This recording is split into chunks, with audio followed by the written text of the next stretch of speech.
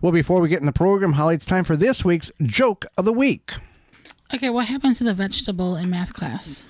Vegetable in math class, be a division, added something wrong. It grew square roots.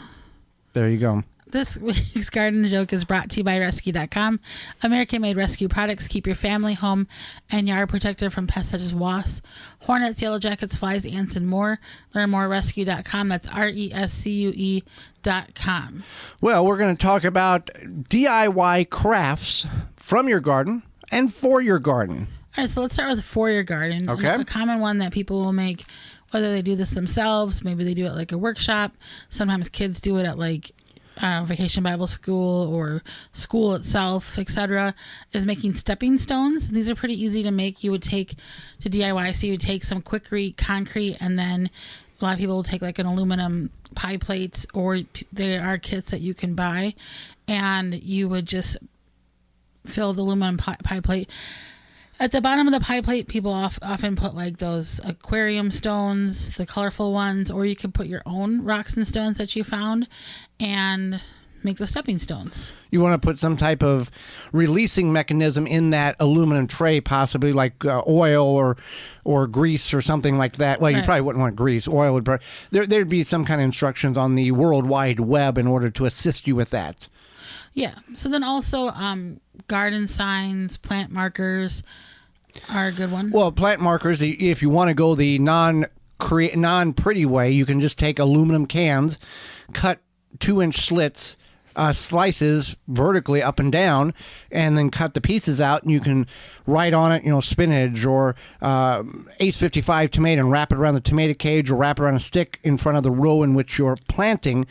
And then when you're done, you can either save it for next year or throw it in a recycling bin or put it in your aluminum can pile for monetary gain. And I've seen people get really creative with those, whether they paint their own, and then they paint like a picture of a cabbage or whatever. Yeah. Another one is one that I'm going to do that I learned about on TikTok. I'm going to make cement mushrooms and a cement avocado. So basically for the mushrooms, you take an orange, and before you eat that orange, you cut it in half so that you have 2 halves of an orange, and then you eat the inside part of the orange without damaging the actual skin of it at all. So it's got 2 halves with nothing inside. Right. All right.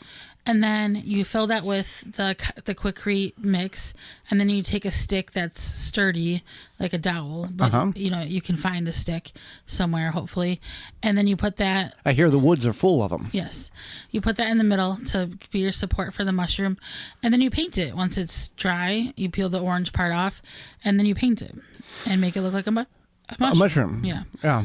And then for the avocado, you take an avocado, and when you cut it, you kind of want to cut it like 3/4 so that it's like 3/4 of the bottom is able to fill with the cement, and then you save the pit and you put the pit in the middle to kind of make that indent, and then once that dries, you will have an avocado and you can paint it and put it in your garden somewhere. Or your house. It can be a paperweight. Yeah. Press flowers. Now, when we're pressing flowers, what is most people utilize the pressed flowers for? And secondly, when you're pressing the flowers, obviously you're going to do it most times in a book, or I guess you could do it between 2 books.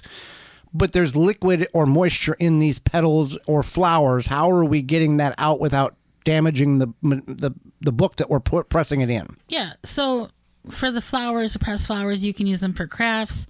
Mostly, you would want to make like a framed pressed flower type of craft. Some people do put them onto cards, but that you have to kind of be a little bit gentle with that. Or you can put it inside of a card. That's another thing to do. That way it'll kind of preserve itself. So to make pressed flowers, there are kits you can buy that are flower press kits, but I've always just DIY'd it where I take a paper bag from the grocery store and I do 2 layers on each side, and I put the flowers into flat into the paper bag part, and then I put that inside the book, and I usually stack more books on top. Or if you have like a jar of some sort, maybe you have like a jar of pasta sauce, you can put that on top. Unopened. Yeah. Or some canned items. It does take a few weeks for them to dry, so you just have to keep it in mind. It depends on how big the flowers are and how thick they are, but that way it preserves the book from not getting full of flour liquid, whatever, moisture, and then you can reuse that paper bag. So we're the weight in which we're putting on the book or the other books is to help squeeze out or dry. Presses the flour. Yeah. But there's not air flowing through it, so it's the mechanisms of that material, the paper sack, absorbing that moisture. And there is moisture in a petal, but it's not as much as maybe one would think. Right. Okay. One thing I'm going to mention, though, is I recently just pulled some flowers off my plants to press them. And when I pulled one off, all these little teeny tiny yellow bugs came out of it. You probably want to make sure you're not bringing those into your home. I don't know what they were, but I was like, okay. But you shook them out and it was fine. I just left that flower, okay, and then I just grabbed a different one. Okay. So yeah. So just keep that in mind. Dried flowers, if you have some long stem flowers, like many people grow zinnias, dahlias, whatever, you can tie them together, hang them upside down. They're going to dry into beautiful flowers. You can then decorate with them. You can leave them there, whatever you want to do.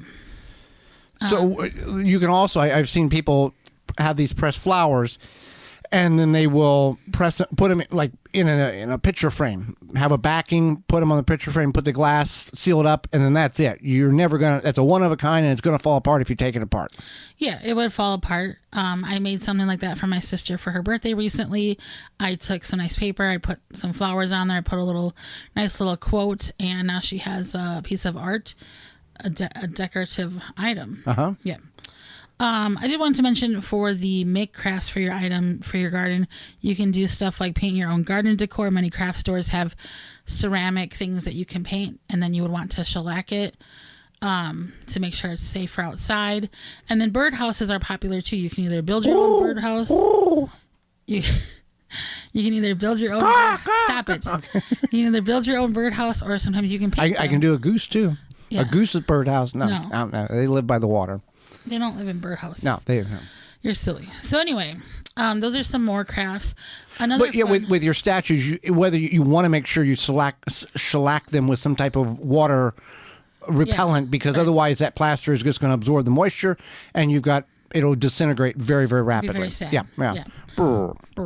So yes, so that's kind of fun too. Is painting stuff, and then for things that come from your garden, you can do grain / like bean, rice, etc. Heating bags instead of buying the one-time shake it and the hand warming for hunters or hikers. Yeah, or if you had enough grain or beans, you can make something that would go around your neck. Right, corn is a popular. Yeah. And what you're doing with this, you're either heating up in an oven in a very safe manner or a microwave, in order to continue to reuse the heating bag, and it can be really any size that you want it. You could use like dried lavender if you have lavender and give it some scent. You wouldn't want to use fresh. You want to make sure it's dried so that it doesn't cause any issues or mold or whatever. But yeah, that's an option, and you would have to, you do need quite a bit of grain for that, especially if it's something that you wanted to put around your neck. But if you have a lot, definitely use it. Also, a potato stamps. What are we doing with those? So you take a potato and you cut it in half, either way, and then you carve out like a little design, like a star, or if you're really crafty, a cow or a pig or something. Yeah. I think I've seen stars kind of the most. Okay. Or like a little swirly design, and then you can take ink or paint, whatever you have, and you can decorate something. I did this once I was like at the library or something, and they were like, do you want to make your own wrapping paper? You make a potato stamp, and then we have this stuff here, and they had huge sheets of like brown butcher paper essentially, and I made wrapping paper. There you go. So yeah. So you can do a lot of things from in the garden and out of the garden, for your garden, from your garden.